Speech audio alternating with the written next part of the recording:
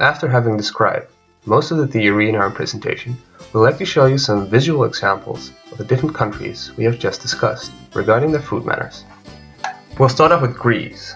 In Greece, eating together is the usual.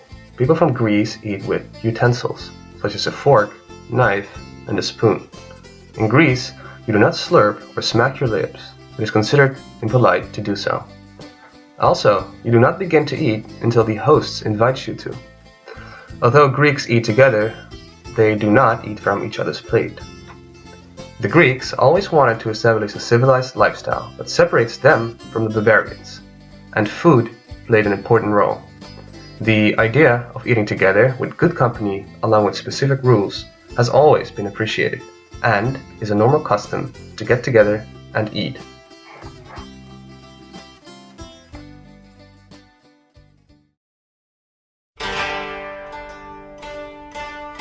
However, in Japan, where food is part art, part culture, and a national obsession, food and food manners is on a totally different level as the Western customs. Japan has a high degree of high power distance regarding food. Meals, for example, always begin with the phrase "itadakimasu." A rough translation would be something like, "I humbly accept this food." Not saying this is considered extremely impolite.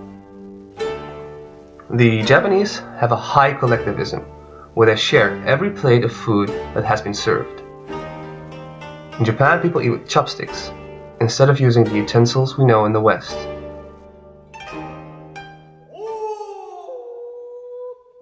Japan is also considered one of the most masculine and competitive societies in the world. Even in their food, they take it as far as having eating contests, where the individual whom consumed the most food in a specific period of time wins. The way the Japanese serve and present their food is perceived to be very masculine. They thrive for excellence and perfection. To prepare sushi, for example, everything needs to be perfectly timed in a specific sequence. It is also competitive in nature among chefs in some restaurants to hold a cooking competition. In these competitions, chefs cater and entertain customers with various and dangerous tricks while preparing the food. You could say their uncertainty avoidance is particularly low when performing such dangerous tricks or eating potentially fatal dishes.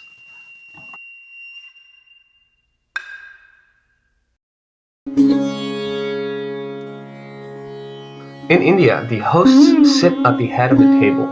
However, the host formally does not have the authority or power, as in most cultures, to start eating.